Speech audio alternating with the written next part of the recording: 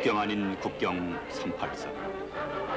분단의 족쇄를 풀기 위해서는 미국과 소련으로부터 두 개의 열쇠를 받아야 했다. 소련은 자본주의 국가가 주변국으로 등장하는 것을 처음부터 바라지 않았다. 더구나 극동 진출이 오랜 꿈이었던 소련에게 한반도 점령은 절호의 기회가 아닐 수 없었다.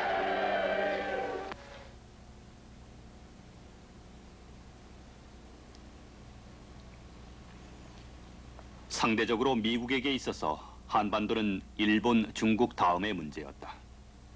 그러므로 한반도는 당분간 신탁의 그물 아래 두는 것으로 족하다는 것이 미국의 생각이었다.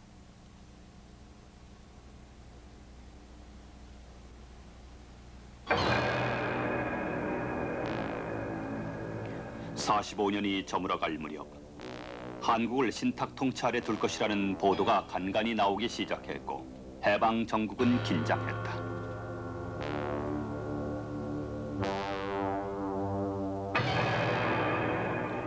(45년 12월 16일) 모스크바 삼상회담에서 한반도에 대한 5년간의 4대국 신탁 통치안이 합의됐다. 미국은 장개석의 중국과 영국이 한편이므로 신탁 통치를 해도 3대1로 소련보다 우세하다고 판단했다. 소련이 이를 받아들인 것은 한반도 내부의 권력 장악 투쟁에서 좌파가 유리하다고 판단했는지 모른다.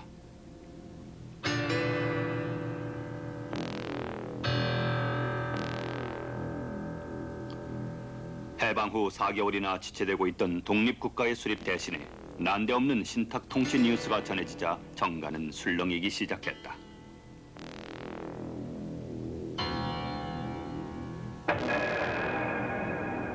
김구는 반탁의 가장 강력한 선두에 섰다. 신탁 통치는 임시정부의 법통을 무시한 것이며 또 다른 예속이므로 그는 받아들일 수 없다고 했다. 축첨장에 임시정부 요인으로 오신 김구 선생이 그 소위 그 반탁 총동원 투장 총동원 위원회를 조직했을 때 내가 보성 전문 대표로 축첨장을 갔어요. 가서 신익기 씨, 조성왕 씨, 김규식 박사 그리고 김구 선생을 만나서 도대체 이게 웬일입니까? 신탁 통치란 건 도대체 뭡니까? 그리고 그 양반께 말씀을 드리고 울으면서 호소했더니 김구 선생의 말씀이 우리는 36년간 통치한 녀석 독립운동을 해서 모처럼 고향에 돌아왔더니 이게 무슨 꼴인가? 자네들 볼 면목이 없냐? 그러니 제2의 우리는 독립운동을 시작하세. 그렇게 말씀했어요. 반탁운동이 제2의 독립운동이라고 그랬습니다. 이승만은 처음 미국과의 관계를 고려해 명확한 의사표시가 없었다. 그는 이듬해인 1월 7일에야 반탁의 입장을 분명히 하고 보수 반탁 대열에 전면에 나섰다. 반탁에서 찬탁으로 입장을 번복한 박헌일. 찬탁은 즉각적인 독립을 열망하는 민족 감정을 극복하기에 큰 위험 부담을 안고 있었다. 더욱이 1월 8일 탁치를 통해 조선이 소련의 한 연방으로 남기를 희망한다는 인터뷰 기사가 보도되면서부터 박헌영은 수세에 몰렸다.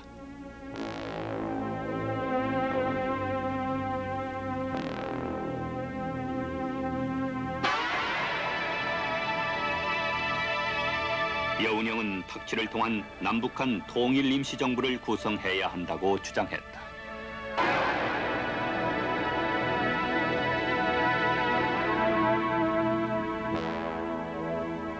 김규식은 탁치는 반대하면서도 통일 임시정부를 주장함으로써 명분과 현실 인정을 동시에 추구했다. 이들 중간파의 주장은 양극화된 시류 속에서 설 자리를 찾기가 어려웠다.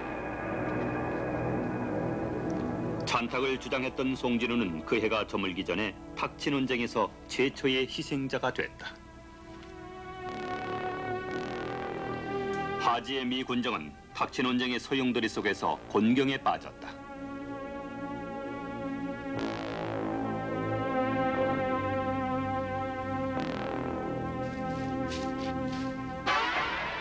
경험자를 필요로 했던 불가피한 사정은 있었으나 미 군정이 친일 관리들을 재기용한 통치 방식에 대해 한국민들의 불만이 점차 높아갔다. 서둘러 폐지시켜야 할 일제의 통치 체제는 그대로 유지됐고 일제 때의 경찰과 관료들이 그대로 미 군정의 손발로 활보하게 된 일 등은 반감을 사기에 충분했다. 자치 성격을 띤 각 지방의 인민위원회를 미 군정이 인정하지 않은 것도 큰 불씨가 됐다.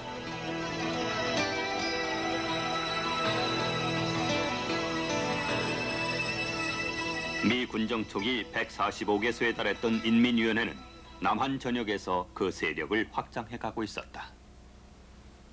해방 후에 조직된 그 인민위원회라는 것은 아직도 공산당이 정식으로 출범하기 전에 그야말로 지역적으로 자연 발생성에 의해서 조직된 하나의 그 정권으로도 그 전환할 수 있는 같은 그 가능성을 가진 맹화적인 그 정권 형태라고 볼 수가 있습니다. 대부분의 인민위원회 간부들은 공산주의자들이 아니었습니다. 그들은 민족주의자였고 일본 감옥에서 출감한 사람들도 있었죠. 그들 중에는 물론 공산주의자도 있었지만은 지주, 지방 요지들도 가담하고 있었어요. 인민위원회 지도자들의 성격은 이처럼 복잡했습니다. 어떤 지방에서는 미군 전략 통치반과 손잡고 아주 잘 협력했고 어떤 곳에서는 공산주의자로 취급되어 투옥되기도 했습니다. 그 후 전략 통치반을 대신해서 민정반이 한국을 통치하기 시작했는데 그때가 1945년 10일 12월부터 1946년 1, 2월이었습니다.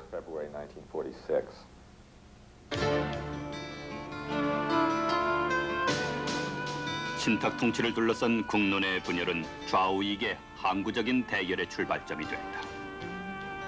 이러한 갈등은 구체적인 조직의 형태로 실체를 드러내기 시작했다. 46년 2월 1일 비상국민회의가 명동성당에서 열렸다. 김구의 임시정부 계열이 주도했던 이 모임은 자주적인 과도정부 수립을 목표로 한 것이었다.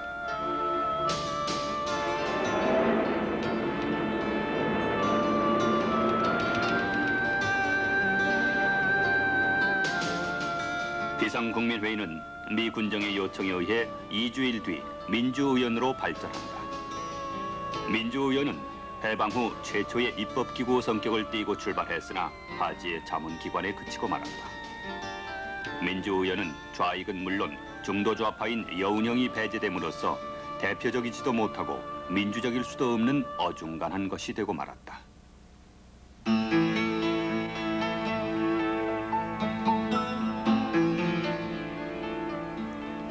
우익의 민주의원에 대항해 좌익은 민주주의 민족전선을 결성함으로써 좌우익은 조직적인 대결의 양상을 보였다.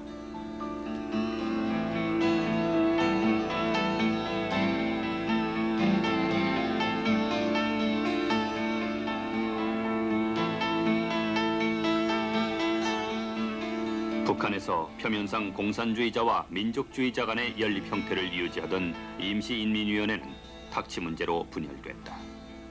조만식 위원장을 설득시킬 수 없었던 소련군은 지체 없이 그를 제거했다.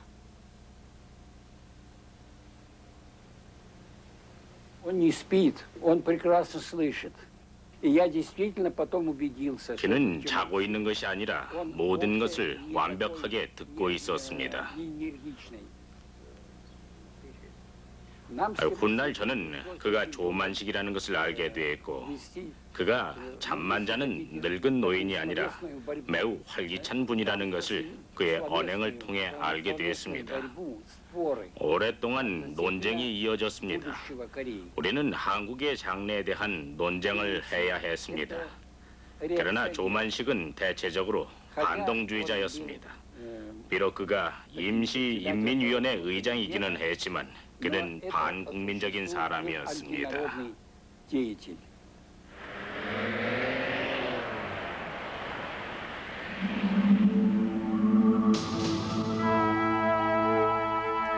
소련은 민족주의자들과 타협한다는 식의 거칠애를 주저없이 팽개쳐버렸다. 이로부터 북한은 찬탁이라는 하나의 목소리만 내게 됐다. (46년 2월 8일의 임시인민위원회는 김일성 체제가 거의 굳어진 것을 보여주고 있다. 북한의 군사적 지배를 위해 소련군이 직접 나설 필요는 없었다. 김일성을 북한 민중과 점령군의 연결고리로 삼아 소련의 모든 결정은 수행됐다. 동유럽에서 성공을 거둔 소비에트화 방식이 북한에서도 그대로 적용됐다. 임시인민위원회는 사회주의 개혁을 거리낌 없이 단행하기 시작했다. 공군 소작제도의 옥매요 이중엔론에서 허덕이던 일제시대 농민들은 자기들의 생활을 무상몰수, 무상분배의 토지개혁은 대다수 소작인과 빈농의 지지를 얻을 수 있기 때문에 공산개혁의 가장 큰 골간을 이루는 것이었다. 청년의 부가 드높이 대국민 현면세 바치는 기쁨, 이 땅 농민들의 씩씩한 기상을 더 한층 돋구어줍니다. 대망한 외놈들이 뛰어가면서 파괴해 놓은 모든 공장시설을 우리 기술자 노동자들의 토지개혁이 대중의 지지를 획득하기 위한 것이라면 주요 기관 산업의 국유화는 체제 유지를 위한 동력과 자원을 확보하기 위한 것이었다.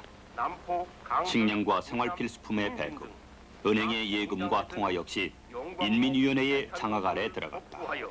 중요 산업을 국유화한 북조선 민주 승리의 부가를 우렁차게 올리고 있습니다. 노동법령에 의하여 8시간 노동과 법적으로 보였을 뿐만다. 사회보험의 혜택으로 안심하고 직장에서 일할 수 있게 되었으며 법령으로서 인민위원회가 결정한 것은 모두 실행에 옮겨졌다. 권리를 받게 되었으니 46년 3월 미소 공동위원회에서 미소 양측의 이견이 명백하게 드러나기 시작했다. 소련은 반탁을 주장한 우익 진영을 배제하려 했고 미국은 결코 이를 받아들일 수 없었다. 아무런 소득 없이 2달이 지난 후 회의는 무기한 휴회로 들어갔다.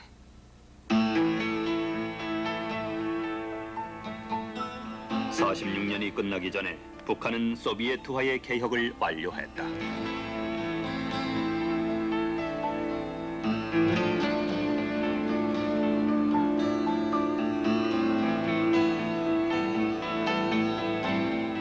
소련에게는 북한의 사회주의 체제를 이식시키는 일이 가장 중요한 일이었다. 이 목적을 위해서는 단 한 사람의 대리인만 있으면 충분했다. 소련은 민중의 선거라는 절차를 통해 김일성을 보다 확고한 기반 위에 올려놓고자 했다.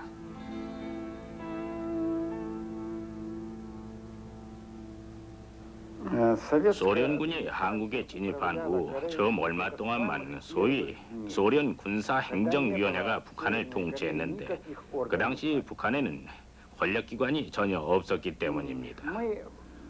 우리는 당연히 지방 권력기관, 즉 인민위원회 선거 실시를 위한 지원을 했고 인민위원회가 창설된 후부터는 소련 군사행정위원회는 더 이상 북한을 통치하지 않았습니다. 그 후 노동조합, 청년동맹, 부녀자동맹 등이 설립되었고 그들은 항상 우리에게 이렇게 물었습니다. 이러한 모든 조직들이 당신 국가의 조직처럼 만들어진 것입니까? 라고 말이죠. 우리는 우리나라의 조직들처럼 만들어졌지만 당신들이 원하는 대로 만들어도 됩니다. 라고 대답했습니다.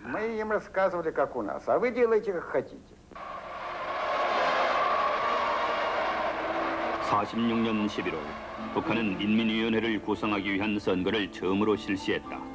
민전에서 임명한 단일 후보만을 두고 찬성과 반대 투표를 하는 선거였다. 유권자들에게 선택의 여지는 없었다.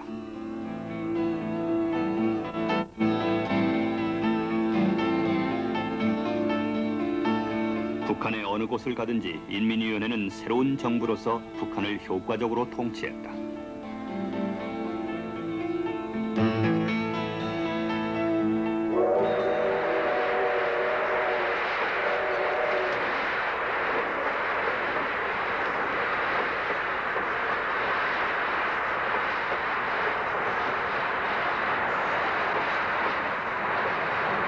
과격한 사회주의 개혁, 특히 토지 개혁으로 많은 북한 주민들이 남으로 내려왔다.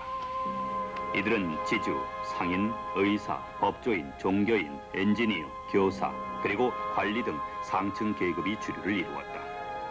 북한은 의도적으로 도피자들을 막지 않았다. 김일성은 이들을 잡아두어봤자 적대 세력으로서 후한이 될 뿐이라는 것을 잘 알고 있었다. 오히려 무거운 짐을 남한에 떠넘김으로써 남한 정치를 더욱 어렵게 만들 수 있다는 계산도 깔려 있었다. 남쪽으로 내려온 이들 대부분이 철저한 반공주의자가 됐다.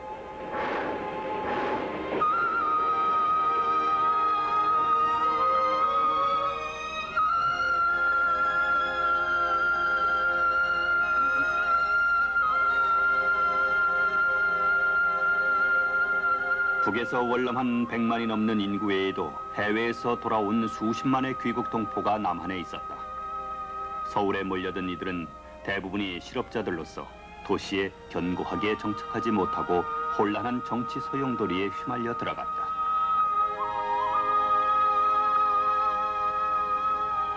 미소 공유의 결렬에 따른 실망과 좌절감이 물가고에 겹쳐 불만은 점점 증폭돼 갔다.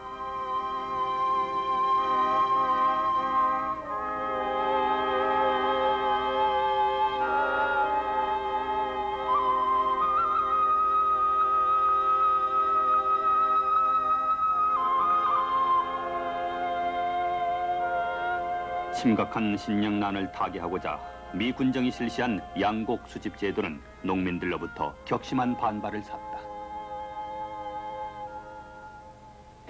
We knew that an open market and a free market, just like we normally had in the States, would. 우리는 곡물을 수집할 필요가 없는 미국에서와 같은 자유경쟁 시장 제도가 해결책이라는 것을 알았습니다. 그러나 회고컨대 당신은 인플레이션이 심했고 강제적인 곡물 수집으로 불만을 낳았던 때입니다. 왜냐하면 도시에 공급하기 위해 군정이 수매하는 곡물의 가격이 자유시장 가격보다 낮았기 때문입니다. 농민들은 점점 부당한 대우를 받게 된 것이죠. 일제 때 지하단체였던 적색농민조합이 있었던 곳에서 주로 농민들의 시위가 잇따랐다. 서요 지역은 인민위원회의 세력이 강했던 지역과 비슷한 분포를 보였다. 이와 맞물려 노동자들의 9월 총파업이 일어났다. 46년 대구의 11폭동은 식량 배급을 늘려달라는 데모로 시작돼 많은 사망자를 내고 경상도와 전라도 일원으로 확산됐다. 미 군정 3년 동안 46년의 가을의 혼란처럼 하지에게 충격을 준 것은 없었다. 하지는 모스크바와 평양에서 봉기 지령을 내렸다고 생각했다. 10월의 혼란 중에 200여 명의 경찰이 살해됐으며 1000명가량의 관료와 민간인이 사망했다.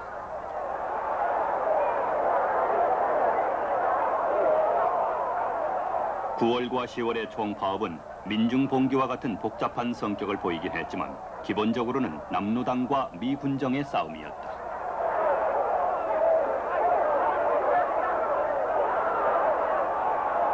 그 당시 가장 큰 힘이 철도노조였습니다. 철도노조원이 한 4만 명 있었어요. 4만 명. 그 외에는 우리 그 당시 공장이 별로 없으니까 용산공작소라든지 무슨 조선방직이라든지 이런 그거는 조선방직 여자들이고 용산공작소니 지금 가장 큰 힘을 가진 것은 4만 명을 가진 철도노조입니다. 그래서 조선공산당에서는 말하자면 미군정에다가 우리 하면 남반부 인민의 힘을 데몬스트레이션 하면 시위로 해야 되겠다. 이래가지고 총파업을 말이에요. 총파업의 첫 단계가 대구 철도노조 파업입니다. 네. 그 당시에 영등포 같은 데는 그 제2모스크바라고 그랬습니다. 그래서 공장이 조업이 하나도 못했어요. 만나 스트라이크가 돼서. 심지어 어떤 공장주는 기업가는 도리어 그 협박받고 그러니까 자기 집에 잠도 못 자고 차도 못 타고 등했고 도리어 그 스트라이키하고 데모하는 그 공장원들에게 자금을 줬습니다. 자금을.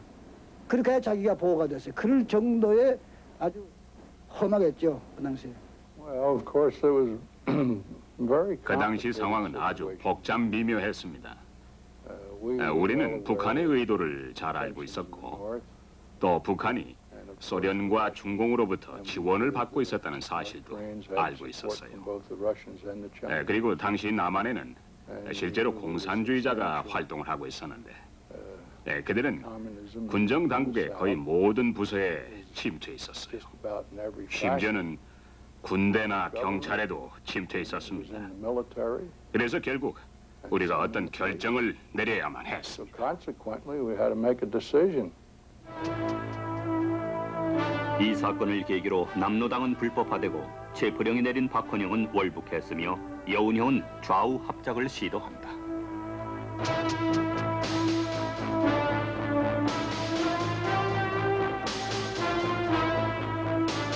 혼란이 가라앉았을 때 결과적으로 가장 큰 손실을 입은 쪽은 좌익이었다. 한편 미 군정과 경찰의 통치력도 큰 타격을 입었다.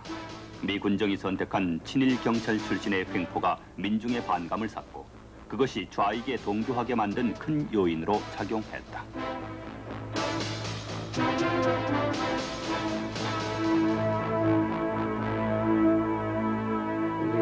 초창기에 각종 사고의 처리는 경찰에 의존했는데 사람들은 경찰을 무척 증오했습니다. 그 이유는 경찰들이 일본인들에 의해 조직돼 훈련받았기 때문이었죠.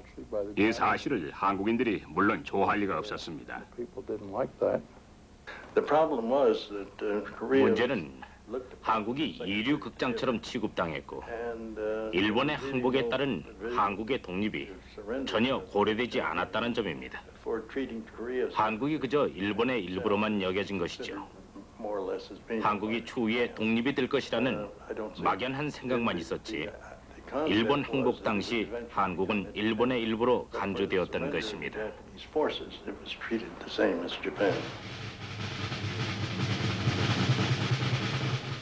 38선의 골은 더욱 깊어갔고 남북 간의 교역 단절로 인한 피해가 나타났다.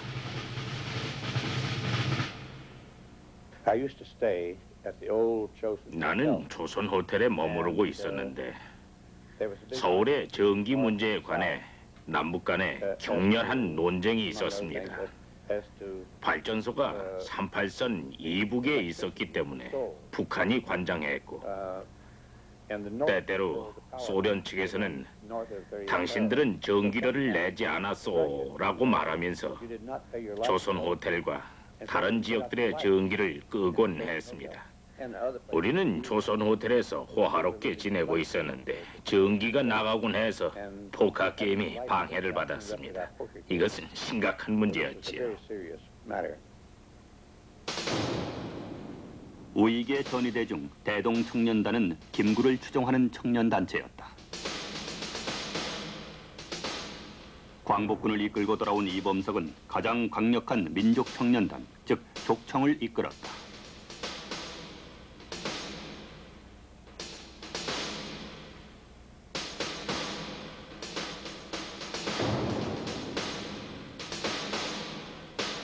여기에 월남자들로 구성된 서북청년단이 강력한 반공청년단으로 가세해 좌익의 민청과 대결하게 된다.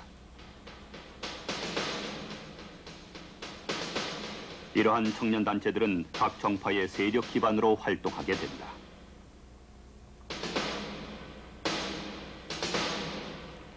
통일 임시정부의 전망이 미궁 속에 빠져들자 이승만은 전국을 순회하며 남한만이라도 단독 정부 수립이 불가피함을 역설하고 있었고 김구는 임시정부의 법통을 내세워 반탁 자주 통일운동을 주장하고 있었다.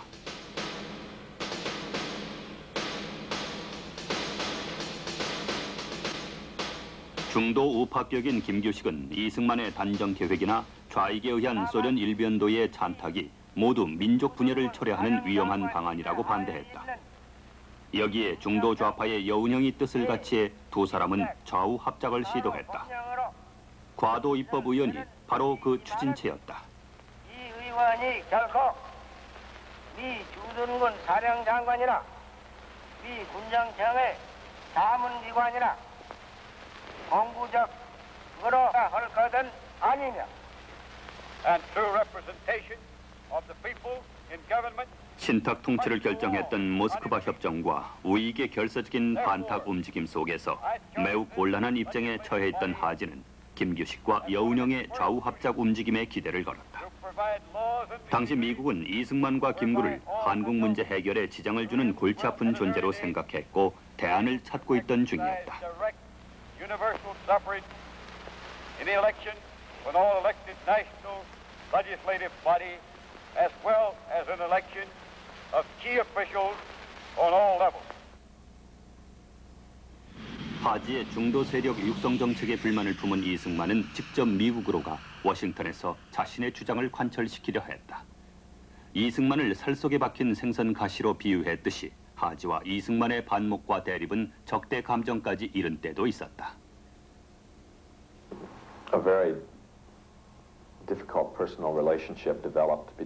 이승만과 하지 장군 사이가 금세 불편한 관계로 발전하게 됐고 나중에는 서로를 증오하기 시작했습니다.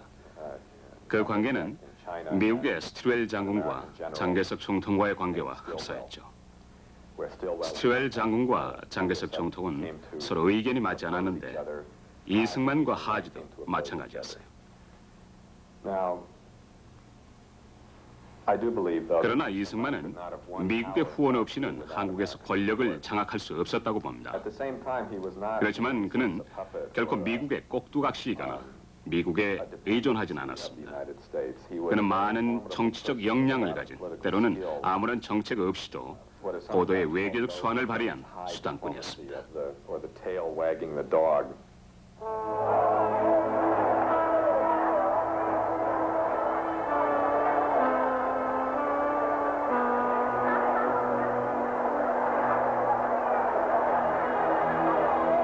좌우위 간의 뿌리 깊은 갈등은 남한의 모든 사회 구석까지 파급됐다. 정치계는 물론 직장과 학교, 지식인, 문화계까지 좌우익의 반목은 첨예하게 나타났다.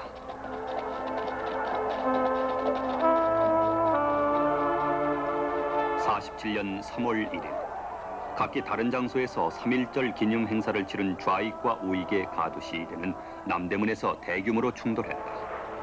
이와 같은 좌우익 간의 격렬한 증오감은 38선으로 분단됐던 1년 6개월 전에는 찾아볼 수 없었던 일이었다.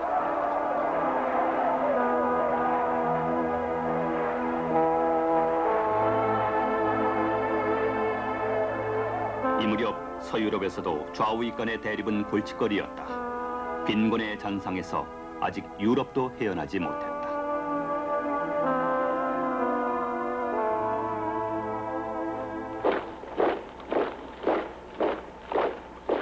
동유럽은 소련의 위성 국가로 전락했고 미국은 트루만 독트린의 뒤인 마샬 플랜으로 유럽을 재건하고자 했다.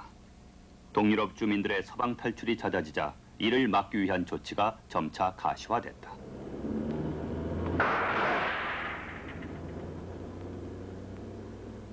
이른바 철의 장막. 냉전은 유럽을 동서로 분단시켰다.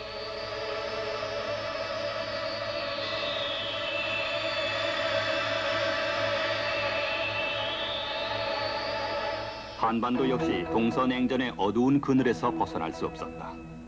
47년 8월 평양에서 열린 미소 공유는 회담 결렬의 책임을 서로에게 전가하기 위한 자리였다. 미국은 더 이상의 회담은 시간 낭비임을 깨닫게 됐다. 소련은 북한에서의 성공에 고무돼 있었으나 남한에서의 미국은 곤경에 빠져 있었다. 미국은 유엔에 한국 문제를 떠넘김으로써 품위 있게 빠져나갈 방법을 찾고자 했다.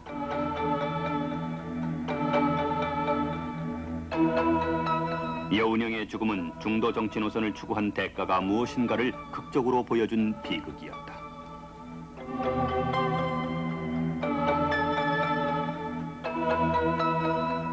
장덕수의 죽음도 이념투쟁의 희생이란 점에서 다를 바 없었다. 이승만의 남한 단독 선거 주장을 반대해왔던 김구는 장덕수의 죽음으로 이승만과 완전히 갈라서게 된다.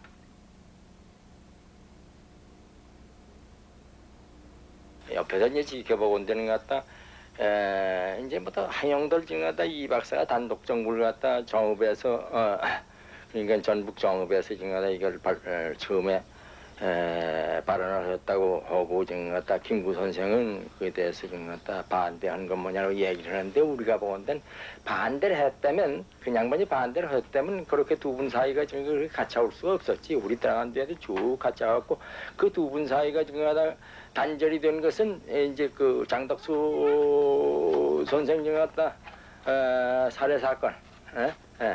그 이제 배후에 제가 그분이 사주된 것이 군정 재판에 드러나서 이제 군정 재판에 제가 그분이 난 소환된 걸로 알았습니다. 그때 제가 좀 체면이 안 되시니까 이 양반한테 와서 이제 부탁을 하신 걸로 알아요. 이화장 당시야 그거. 그거보단 발길을 끊으셨으니까 그 양반.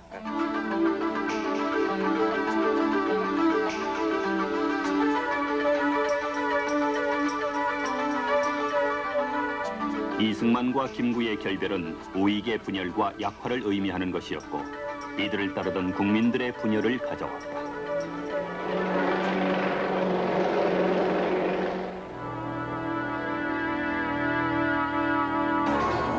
48년 1월 몇몇 회원국들의 불만에도 불구하고 유엔 한국 임시위원단이 한국 문제 해결을 모색하기 위해 남한을 방문했다.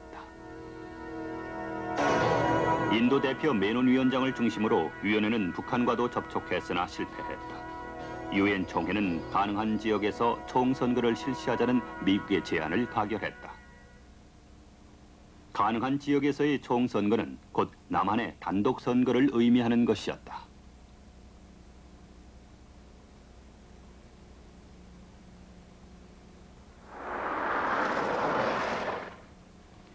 남한에서 정치 문제로 논의가 분분할 무렵 북한에서는 이와 별도로 북한 정부 수립 작업이 신속히 진행되고 있었다.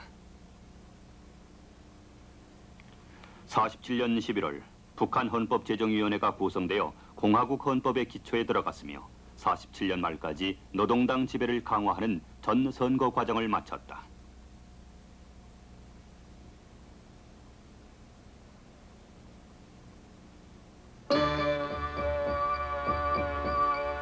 남북한을 통틀어 경력과 명성에서 김일성을 능가하는 지도자는 얼마든지 있었다. 해방 후 모든 지도자들이 서울로만 모여들었던 정치 기상도에서 보면 김일성은 운이 좋은 인물이었다. 거기다 소련이 그를 선택한 것이 결정적이었다. 그리고 개혁들을 통해 주민들의 일차적인 관심을 끌었고 북의 재정을 거머쥐었다. 그리고 여러 분야의 조직을 통해 그의 체제에 맞는 기반을 구축해 가고 있었다.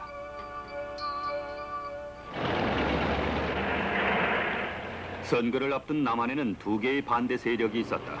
김구와 김규식은 두 개의 한국이 서면 영영 갈라선다고 반대했고 남노당은 무장폭력 투쟁으로 이를 저지하려 했다.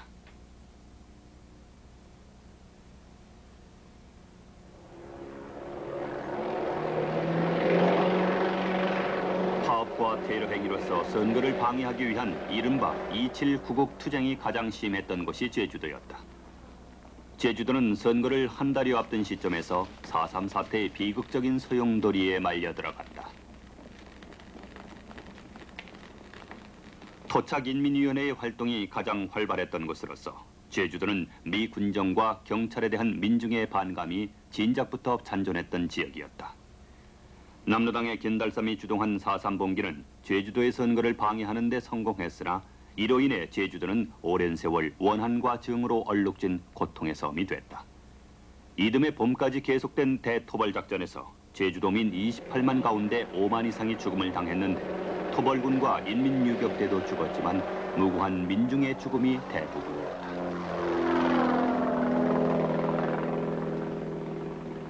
남한 단독 정부 수립에 대한 좌의 이데올로기의 어떤 대립과 갈등에서 빚어진 하나의 일이고, 두 번째는 미 군정에 대한 어떤 그 민족적 거부감 혹은 저항, 세 번째는 일제 식민지 정치 체제로 빚어진 여러 가지 소위 식민지 청산으로 인한 여러 가지 문제, 다시 말하면 토지개혁이라든지 이러한 문제에 대하여서 어떤 그 민족 구성원 각자의 기대가 충족되지 못한 데서 빚어지는 그러한 것들이 엉켜져서 소위 그 여러 곳에서 정치적인 소요가 빚어졌습니다.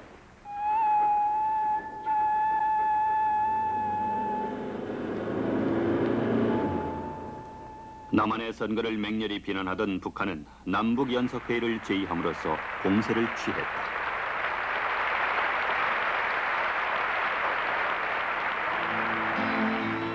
남북협상은 김구와 김규식이 먼저 제안했던 것이었다.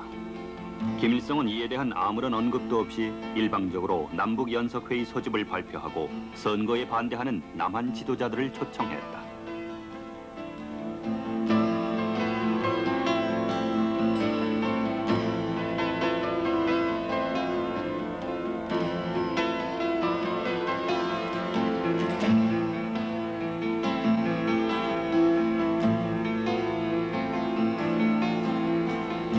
김구와 김규식은 대모대들의 만류 속에 북행을 결행했다. 남북연석회의는 북한의 일정표에 따라 진행됐다.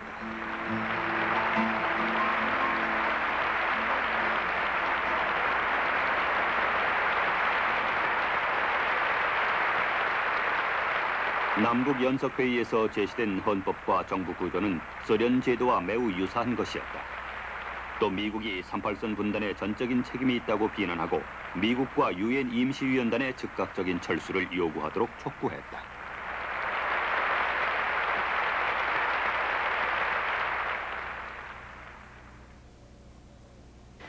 조국 분열의 위기를 만고하기 위하여 남북의 열렬한 애국자들이 일당에 회집하여 민주자주의 독립을 전시할 대결 것은 실로 우리 독립운동의 위대한 발전이며 이와 같은 성대한 회합에 본인이 참석하게 된 것은 큰 영광으로 생각합니다.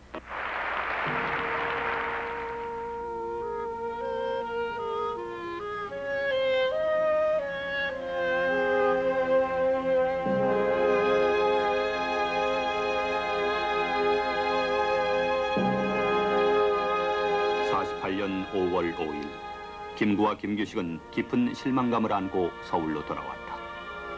노혁명가들은 김일성이 마련한 정치 집회에 개인 자격으로 참석한 것이 됐고 결과적으로 김일성의 권력 기반을 확고히 하는 데 도움을 주었다.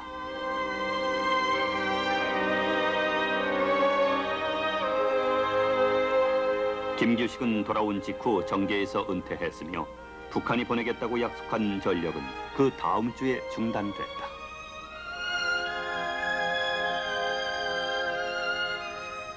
(30일) 저녁에 김두봉 씨네 집에서 파티를 했어. 파티를 하는데 거기에 이제 사겸이 다 모이게 됐지. 사겸이 다 모이는데 저쪽 방에서 사겸이 모여가서 그때 한 얘기라는 것은 가령 그 당시까지는 북쪽 우리 전력이 남쪽이 전력이 모자라가지고 북쪽 전력을 빌리다 쓰는데 그걸 갖다가 중간에 끊었단 말이야.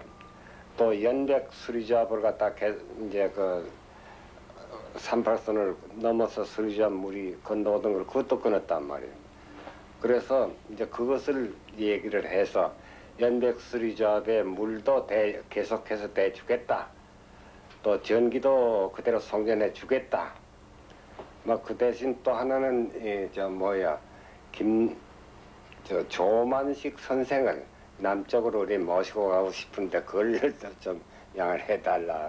이제 그것은 좀 어렵겠다. 이제 뭐 그런 등등이 그 네 분이 모아서 얘기한데 오간 얘기.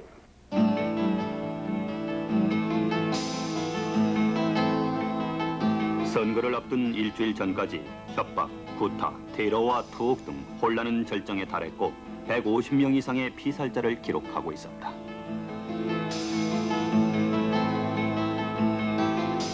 오십단사에서 우리는 말하자면 소위지만 적적 보이콧도 말이야.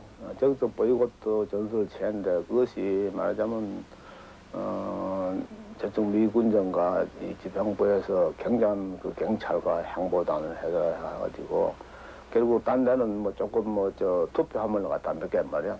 뺏었느니 파괴했느니 그 정도고 실제 못한 데는 제주도 한 군데 말이야 못한 거고. 근데 우리 말하자면 그때 우리가 전술이 나올 수가 없었어요.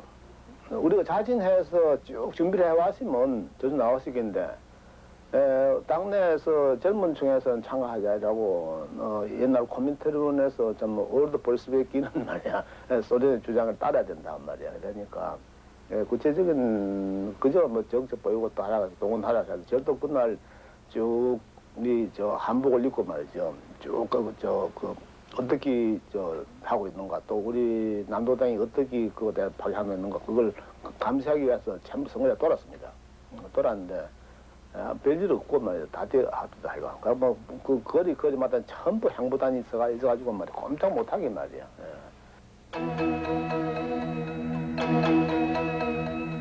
48년 5월 10일 정작 투표일은 오히려 가라앉은 분위기였다. 동의하는 주민들에게 투표를 강요한 점도 분명히 있었으나 많은 사람들이 특정한 후보를 선출한다기보다는 투표 행위를 통해서 국가 독립을 달성하는 것으로 생각을 했고 새로운 참여 의식을 경험하고 있었다.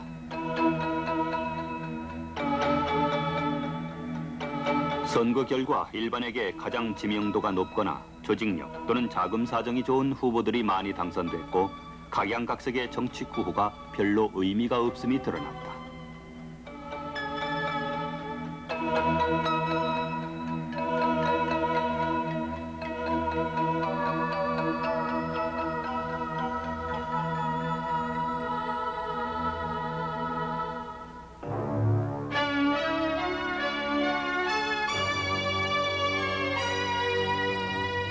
다수 의석을 차지한 한민당을 설득해 이승만은 대한민국 초대 대통령이 됐다.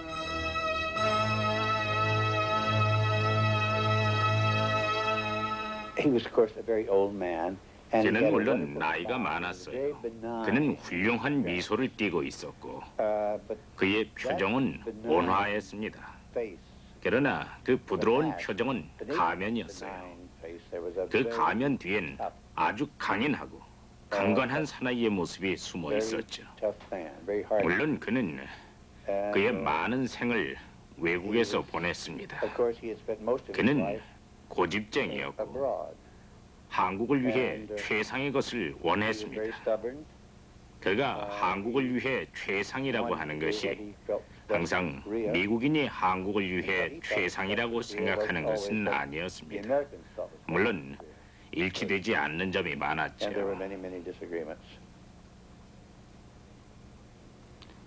이승만은 국무총리에 기독교도인 이윤영 목사를 지명했다. 그러나 한민당은 김성수를 주장했고 결국은 타협 끝에 민족청년단을 이끌던 이범석이 국무총리가 됐다.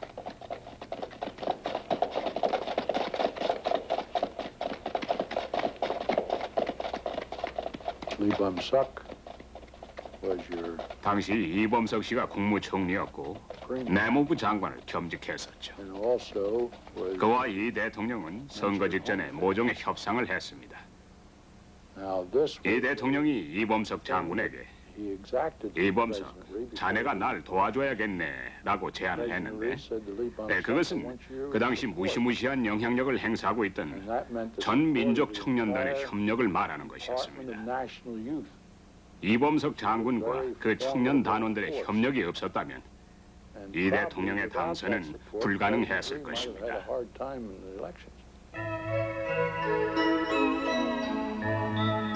48년 8월 15일 해방이 된 날로부터 꼭 3년이 지난 후 대한민국의 정부 수립이 선포됐다. 바깥 세계에서 볼 때 그것은 이승만의 대한민국이었다. 9월의 한미 행정 이양식. 미 군정의 시대는 끝났다. 이제 모든 것이 한국인 스스로의 결정과 스스로의 책임 아래 놓이게 됐다.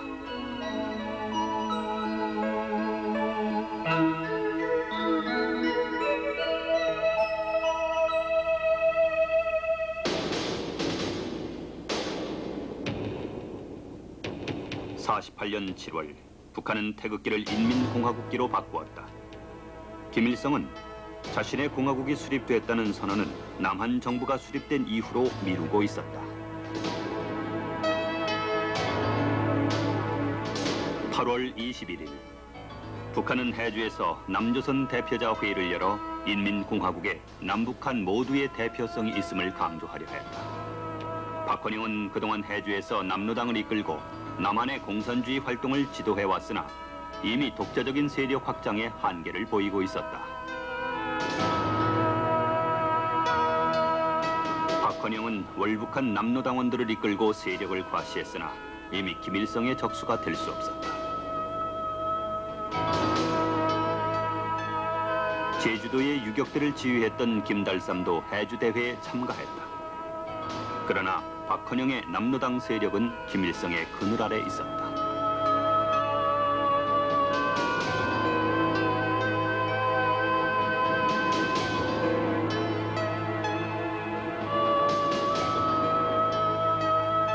(48년 8월 25일에) 실시한 선거에서 북한은 투표인의 90% 이상이 단일 공천 후보를 지지했다고 주장했다.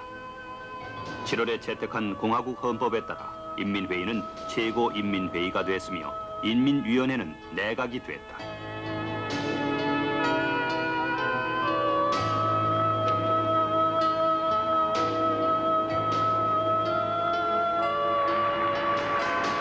최고인민회의는 9월 2일 소집됐으며 조선민주주의 인민공화국이 선포된 것은 9월 9일이었다.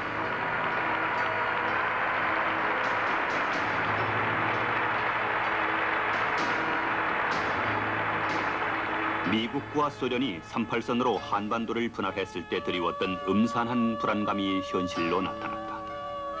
남과 북은 최초의 분단으로부터 3년이 지나도록 통일의 결론을 이끌어내지 못했다. 이제 영토 분단 시대에서 이데올로기 분단의 시대로 접어든 것이다. 두 개의 정부로 갈라선 남과 북은 적대의 이빨을 드러낸 채 서로 다른 이념의 골짜기로 향해 가고 있었다.